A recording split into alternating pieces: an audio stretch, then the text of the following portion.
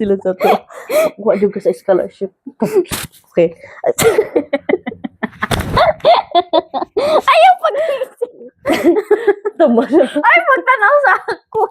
We make this video po para po i-convince kayo na sana yung anak ko na si Drysa, ito po siya, mag-grade 7 na kasi po siya next year. Tapos kailangan na daw namin magbayad. So, for scholarship application po, dito po kami, humihingi po kami ng tulong na sana makapasok po siya sa scholarship program po ng ESPO.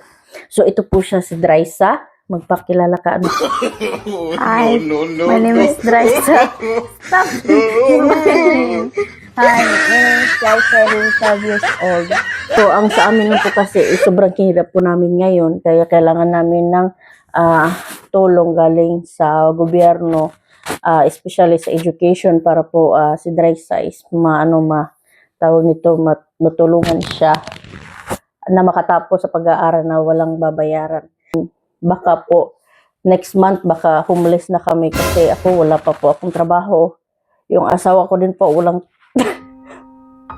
Huwag kang umiyak, ma. wala po trabaho yung asawa ko din. Wala po siya ngayon dito kasi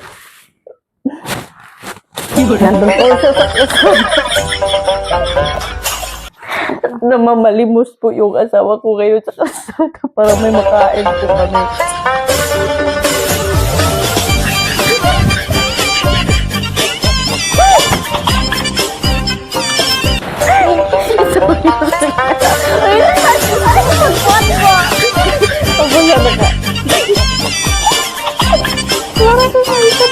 Pasensya na po, naiiyak po talaga ako kasi sobrang hirap talaga ng buhay namin.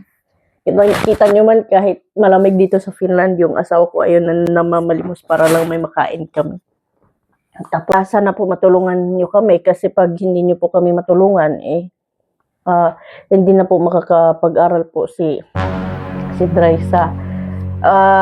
Kasi po, sa totoo lang, wala po kaming natatanggap na tulong galing sa sa tunay niyang magulang.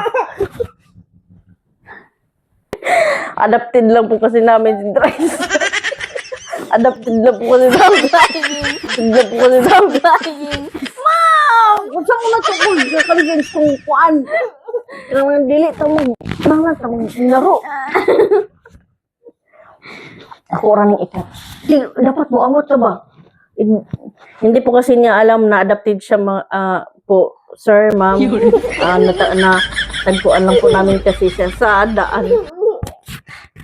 So, wala po siyang, hindi namin alam kung sino yung mga magulang niya. Wala po kaming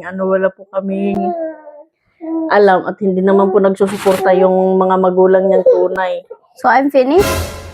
Hindi po, siya po ay taong kali po. What's that?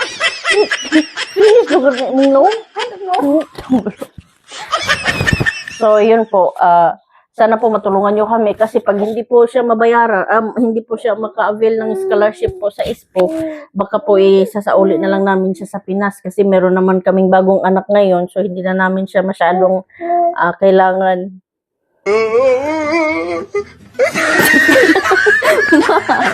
Anong sabi mo? Sige, mag-convince ka sa kanila. Mom! I'm surprised. I'm adopted. Hindi po kasi niya alam na adopted po siya. Ngayon lang po niya nalaman na adopted po siya.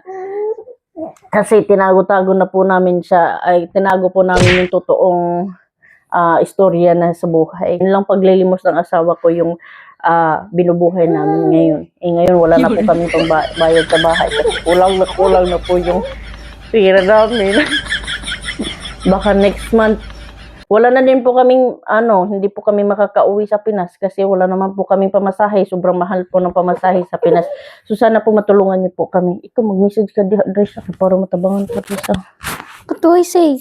Sige mo, natulungan ka na ma-scholar ka. I'm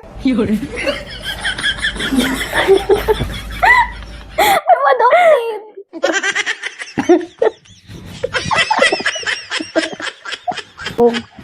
I just knew that I'm adopted today I'm adopted.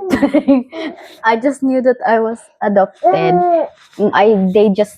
She just told me today, please help me get a scholarship so I can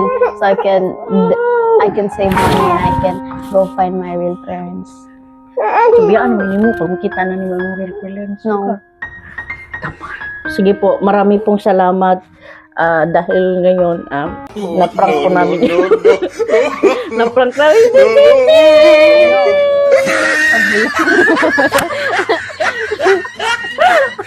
Pero nakulbaan ka, bili magtinood No. natin ka. No. Kabalo naman ko. Tingnan na ganun ko, why is she lying? Para makuha ka sa scholarship. Damalo. Okay na guys. Bye-bye. Kasi reaction mo, naglimos ko na yung dadadig. Uy, asama. Oh, okay guys. Wala daw siya na pranking. Ano ko nung nag-lie ko. So, she know that it's not true.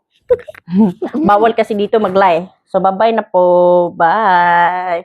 Ikaw adopted ka? Oh. Adopted ka? Adopted ka? Adopted ni?